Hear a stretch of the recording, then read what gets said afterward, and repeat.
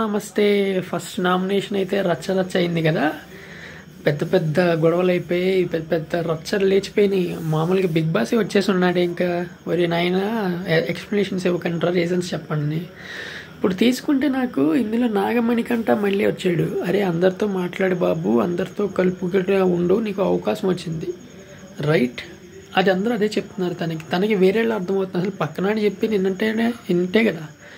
Next ఆవిడ సోనియా ఆకుల, ఆవిడ కొంచెం ఎందుకో ప్రెజెన్స్ బాగా కనిపించాలని చూస్తుంది. బట్ ఇందులో నచ్చింది అదే సెకండ్ పాయింట్. బిగ్ బాస్లో అందరికీ కెమెరా ప్రెజెన్స్ కావాలి. ఈవిడికైతే ఇంకా కెమెరా ప్రెజెన్స్ అన్నీ కావాలి ఈవిడికి. ఇప్పుడు ఒక పాయింట్ నువ్వు చెప్పినప్పుడు, పక్కనోడు చెప్పినప్పుడు నువ్వు ఎందుకు తీసుకోలేకపోతున్నావు? అంతే కదా, మిర్రర్ లాగా ఉంటుంది, రిఫ్లెక్షన్ లాగా.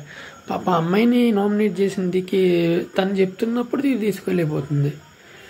అందుకనే నైనే కూడా చెప్పింది. అందుకని మామూలుగా జడ్జెస్ కూడా అందుకే కూర్చున్నారు అక్కడ. తర్వాత బేబక్ అండ్ తన పేరేంటి కాఫీ పెట్టలేదని చెప్పాడు కదా అబ్బాయి. తర్వాత అబ్బాయిలు ఇలా వేలు చూపించి మాట్లాడాడు కదా. లాస్ట్లో నచ్చాడు అబ్బాయి, ఎందుకంటే సారీ చెప్పేసాడు, మళ్ళీ కాళ్ళు దండం పెట్టాడు. Game is game.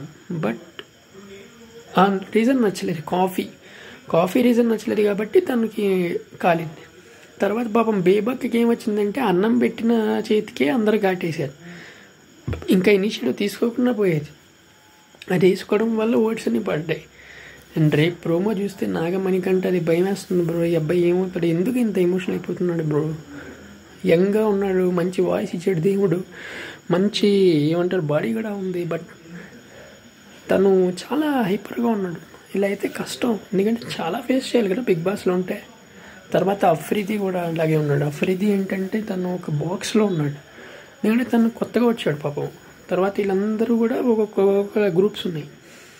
తనకి ఏంటంటే గ్రూపు లేదు, అలా అని చెప్పి ఒక్కడే ఉండలేకపోతున్నాడు.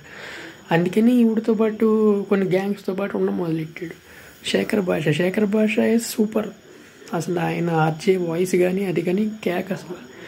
బట్ ఆయన ఏంటంటే నాగమణికంటతో వాదించేటప్పుడు ఇద్దరు నువ్వు ప్లేయర్ నేను ప్లేయర్ అంటున్నాడు. బట్ ప్లేయర్ ఎప్పుడు రూల్స్ డిసైడ్ చేయడే, ఒక్కడిని కంట్రోల్ చేయడే. ప్లేయర్ వాడి పని వాడు ఆడతాడు. సో నాగమణికంట ఏంటంటే ఇవన్నీ ఆపేసి గేమ్ బాగా ఆడితే నీకు మంచిదని నా ఫీలింగ్.